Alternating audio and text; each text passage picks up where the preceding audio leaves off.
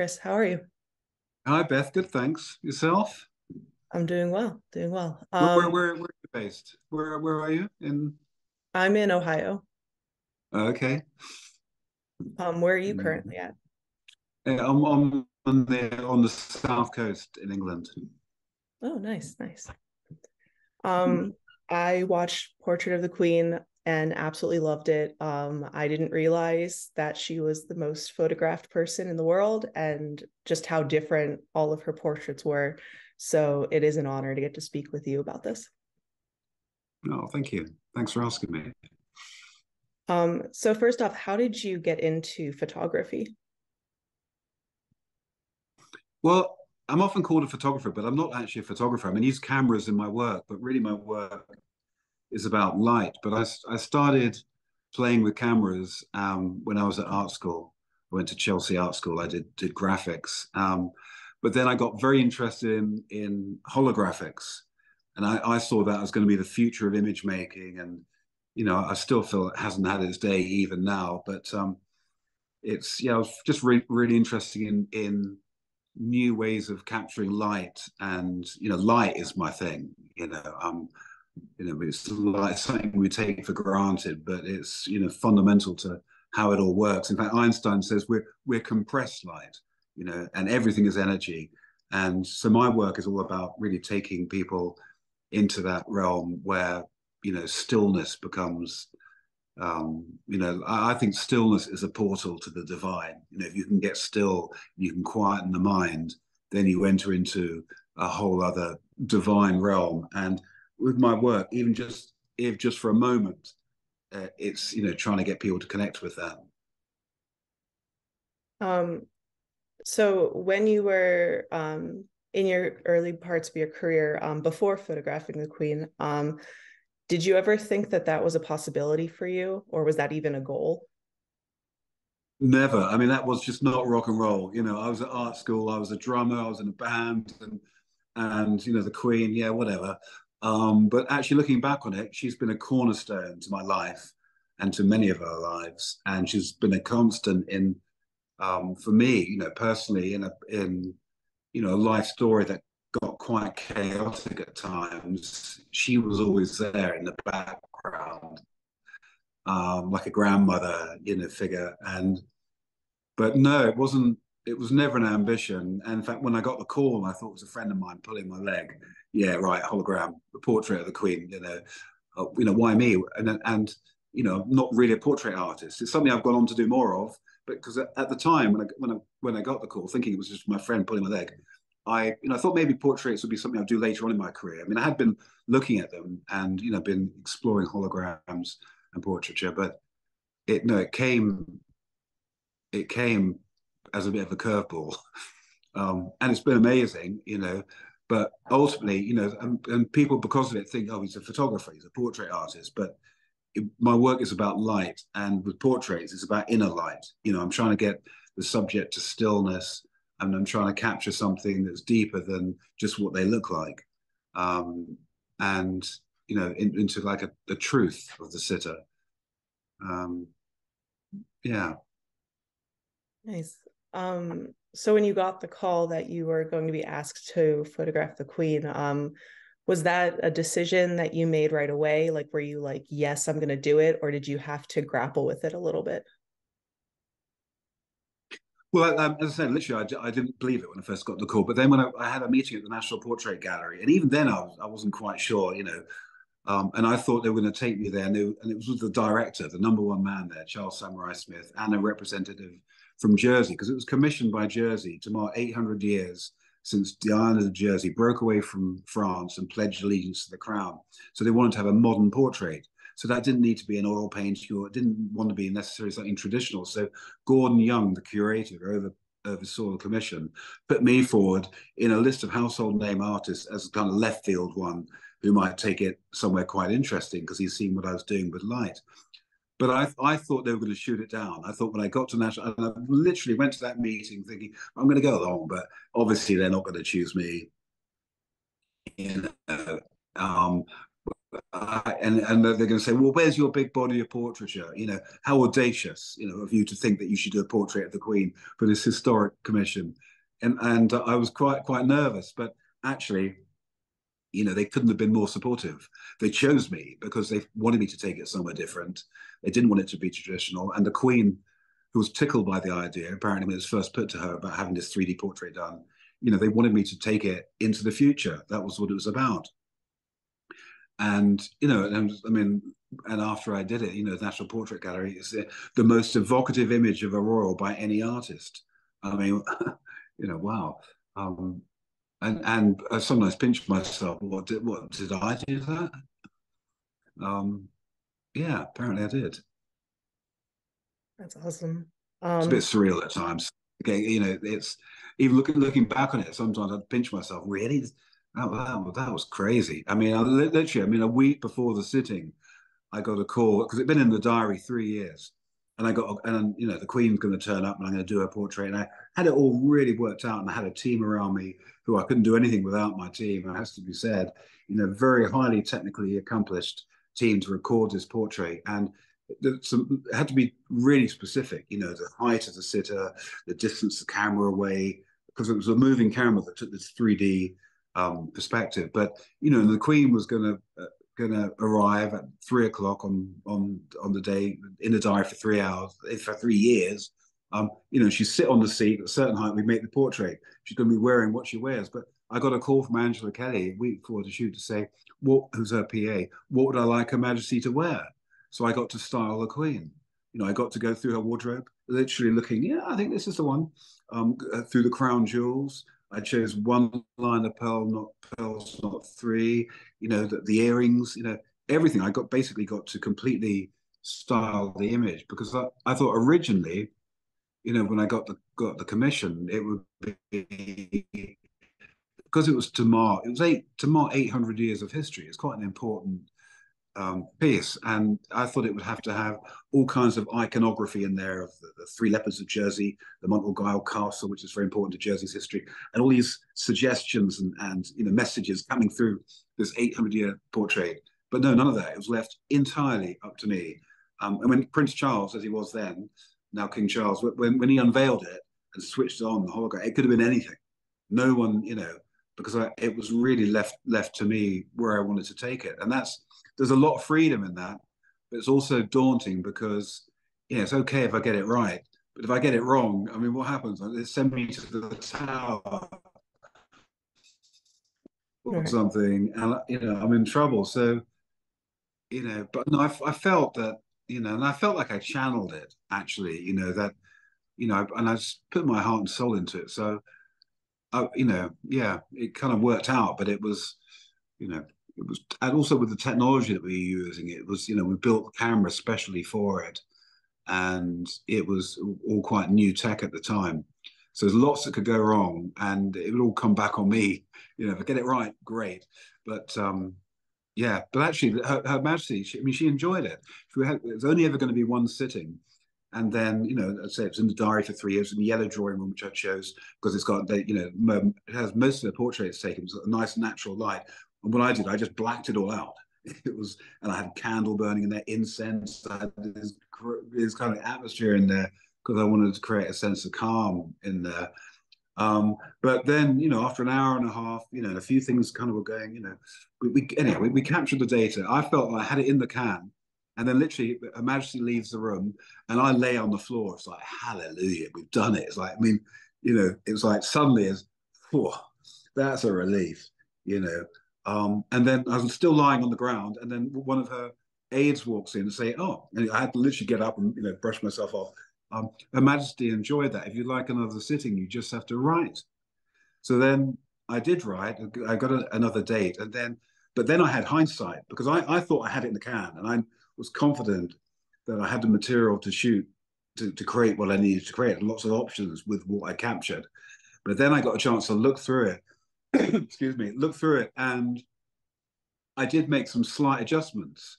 I went to see my friend Mario Testino a couple of days before the second sitting, and he gave me a bit of advice, and I just tweaked it, and it made all the difference. And actually, the magic happened in the second sitting. When I look back at what I did in the first sitting, it was great and creating, quite interesting work. But it really happened in the second sitting. Is looking back, it's like a process I had to go through, and I got more familiar with the Queen and likewise her with the technology and what we were doing. And then the second sitting, it was wow, yeah. And then I knew because one of the things I chose was a selection of capes because I thought I can change the look very quickly by Her Majesty changing her cape because if you're doing a fashion shoot or something you can shoot from this angle, you can try this but this I was going for the shot, the distance for the sitter away from the camera and how far the camera moved, the geometry was very specific, so we were going for the shot, but within that I could change the look very quickly by putting on a different cape, would change the look really quickly. And I remember on the first sitting, for instance, one of them, she had a military cape. And on the first sitting, the camera was looking up more at her. And she was like quite dictatorial, actually. It was not lightness of being. The second sitting, I raised the camera up, softened it. And I knew as soon as she put the ermine on that that was the one. So the second sitting, I just focused on the ermine and with the nice fur, and in the 3D, you can almost touch it. And it was it all happened in the second sitting, and she was much lighter as well. I think actually looking back on it, like the first sitting, George Bush was staying at Buckingham Palace, security had never been tighter. I just don't think it was the right day for man to have her portrait done. And she was quite a bit more difficult to engage with, but second sitting was lovely. Nice to see Chris, and it was a real warm atmosphere in the room and with all my team, and it was really lovely, and that comes through in the work. That's awesome. I love that. Um, in the documentary, you mentioned that like you wanted to give her a hug, that you felt all of this warmth, and this is a person that we all feel like we know, even though we really don't. So I was just wondering if you could explain that feeling a little bit more. Yeah, because I felt by the end of it, I felt a real affection towards her. There was an intimacy in making the work, and I've been given two private audiences with her to show the work in progress at her invitation. She didn't have to do that. The commission was just a sitting and then go away and do the portrait, but she gave me a second sitting, two further times, and it was really warm, and I and actually saw her not long before she passed. And she told me how pleased she were that the portraits were being seen everywhere because it was at the time of the jubilee, the platinum jubilee, and the portraits were everywhere, all over the world. I mean, if I get sent these, people say, "Oh, I saw it in the Middle East, or I was in Germany, all over." They were everywhere. Anyone who hadn't seen the portrait by then saw it around the world because they were just. She was really pleased about that. So it was a really nice connection that I had with her just before she passed, and I'll always really treasure that. And I'm very grateful that she had faith in me because, and in fact, when I did an exhibition, Lightness of Being. It was a couple of years after the portrait was delivered, and just the one with her eyes open in the castle in Jersey. But I had all this material, and I was playing with it as an image maker. I couldn't sit still with it. I mean, there was so much material: side of her face, the back of her head, like the one on the surfboard in the back where I bleached out the face. I mean, isn't that illegal? I mean, you're not supposed to ever deface a picture of the Queen. But I had an exhibition in London, and I called it Lightness of Being because it was no one had seen all this work. They'd just seen the one portrait, and then the Daily Telegraph heard about it, which is I think it's the most widely read paper in England, and they wanted to feature my show in their Saturday magazine, and I didn't know that the Saturday magazine that of the Telegraph, Saturday Telegraph, is the Queen's favourite read. She reads the magazine on the Saturday, and she looks forward to that. I had no idea, and they were going to put the image of and I assumed that the palace and the Telegraph have been talking to each other, and it's fine. You can show the image with her bleached out face, the image of the back of the head. no problem. They obviously got all that cleared by the palace, and the Queen's going to read it on the Saturday. So, how exciting that I hear on the Friday. No, there's been no communication with the palace and the Telegraph. The Queen's going to see it for the first time when she gets her magazine. The Queen with her eyes shut, the image like on the surfboard at the back with her bleached out the back of it. I thought that's it. I'm in trouble. I'm going to the Tower. And I had a weekend thinking, I'm seriously, I just assumed that the Telegraph would be talking to the palace and it's all cool. None of that. And so I got a call Monday morning from the palace, and I was summoned to the palace to, with my PR to go and explain ourselves. I thought, this is not good. This is not good. It's all out there now. It's too late. But in the end, and they were, because I think, the Queen was fine. What I heard from Angela, her PA, who I'm still in touch with now, lovely lady, and was the Queen's PA and personal assistant, dresser for a long time. She said, "No, Chris, don't worry about it. The Queen knows that you created the work with affection, and you had a good connection with her. And there's no, because you can interpret those images how you want to, depending on where you're coming from. The eyes shut, it can, or the back of the head, or bleached out. But for me, the back of the head, that's the Queen in front of us. And it was all created with affection and out of respect. Is not, there must be another word higher than respect. I was really, it was, yeah, it came from a good place. And I just think it just put some people's nose out of joint, that permissions hadn't been given. But ultimately, it was all my copyright. I think if you do a portrait now, you kind of sign that over. That was a bit of a game changer there, because and it was published all over the world. But I was always very insistent every time it was published that they weren't going to misinterpret that image and use it to diss the Queen or the royal family in any way. It was gonna. It was up to me whether they printed it or not, and not up to the palace. Although I'm sure if they didn't want me to, I'd have got a knock on the door. Um, but I was very careful about who was allowed to publish it, and it was only out of respect. Nice. So, it has been almost 20 years since you photographed the Queen, and I was just wondering if your thoughts on the portrait itself or the process, your thoughts or feelings had changed since you've done it, or and then especially since her passing.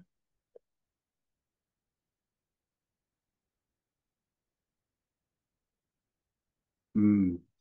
Well, often when and as an artist, I guess when it stops, it'll be time to do something else. But very rarely create a piece of work and then I'm not dissatisfied with it, and I'll do it differently if I did it again. And and that's how you grow and you evolve, and it's all a journey. It's all work in progress. I feel like I channel this work, and it is as it is. I mean, with Lights of Being, I mean, when I first opened up my laptop and saw it some years after I did it, because it's one of the outtakes, and I saw it, and it really struck me. And very quickly, I did a couple of things to it, and they left it, and I haven't touched it since. You look carefully, you can see there's a hair. There are all kinds of things I could have, you know, edited, but I didn't. I mean, I wanted to keep it as it is because there was a real truth to it, and it was. I look back on it, and it was a moment. Um, and the most evocative image of Aurora by any artist. I mean, that's by the National Portrait Gallery. It's a historic work, and no, I'm happy to kind of leave it there. I'm hoping there's some more royal portraiture to come, um, but more about that in due course. But it's every portrait, is a different kind of challenge, and that was at the time was a moment in time. I wouldn't change anything. Um, so kind of looking to the future now that we have King Charles, if you were to photograph him, would you approach it in the same way, or would you try to do something different, I guess? Well, I think the first thing that people do is that they would compare it, wouldn't they? The portrait of the king, and this is what he did his mother, and it's True. So it's a challenge. I mean, like all of them, and it'd be, if I wouldn't want to just go and do the same thing, I want to evolve it. And Charles speaks for, in a different time than when I took his mother's portrait. So I would treat it differently, actually, and I have ideas in mind how I might take that. Um, but it's yeah, it will be. I would, with the Queen, I was quite blasé about it until the week before the shoot. About the King's portrait. I'm sure that will be a pressure because the expectations will be high, and yeah, I have to deliver. Um, Great. Those are about all the questions that I have for you. But before I let you go, is there anything else that you wanted to add about the portrait or the documentary or anything really? Mm. Um, well, I mean, when I did the first sitting of Her Majesty, it's not long after I had done my first meditation retreat, Vipassana retreat. And I came out quite evangelical that, God, if the world meditated, there'd be no more wars, there'd be more compassion, we'd evolve quicker as a species. Everyone needs to meditate because what we're looking out there to find peace, it's in here. We just need to know how to access it. And as the world gets crazier and crazier, then the more we need to find refuge. And so I was very conscious because the camera moved along a track. I was very conscious of Her Majesty's breathing, as I wanted to create a sense of calm as the camera moved on the breathing cycle. So I was quite close to her where I had to control, and I was watching her breathing, and it was something that as I feel today, even more so. I mean, that we need to learn to meditate. The titles, Lightness of Being and Equanimity, are both born out of meditation. A lot of my ideas, my inspiration are born out of stillness. And it's difficult to get still. We're not trained to be still. I think they should teach meditation in schools. We should, it would be a very different world today. And it's, any, and my work as a light artist, because I'm not a photographer. I mean, most of my work can't be contained in rectangular things that go on walls. Actually, my work is more about the experience, and I use a lot of light and laser in my work. They're installations, really, and in those works. But even if it is a portrait, I'm trying to engage the audience, just to create or to capture them in a moment of stillness, even just a moment. Things recalibrate, recenter, and because normally we're thinking, and I'm trying to with my work, get into the space between thought, and it's a difficult place to reside because our minds are chattering all the time, and even when we go to sleep at night and we wake up, well, we've been dreaming because sometimes wake up exhausted because of um so meditation is really important. And I did spoke to the Queen about meditation, and talked about the title Equanimity, and that came to me in meditation. And she said her meditation is her gardening in Balmoral, and where she was going the next day, and that was really sweet. And it's yeah, I think meditation is really important. I agree. I agree. Um, I thought of one last question before I let you Mm. go. You mentioned that you're not a photographer, so I was just for the article, what would you like me to refer to you as? Yeah, I'm an artist. An artist. All I'm right. an artist. I work often. I'm called a light artist, but I work with light, and for me, cameras are a way of capturing light data. I use cameras in my work if it's appropriate for what I'm trying to do. But I'm an artist. All right. Well, thank you so much for chatting with me. Again, I love the documentary and I love your work, and it was truly an honor to get to speak with you. Oh, well, thanks, Beth. I enjoyed that.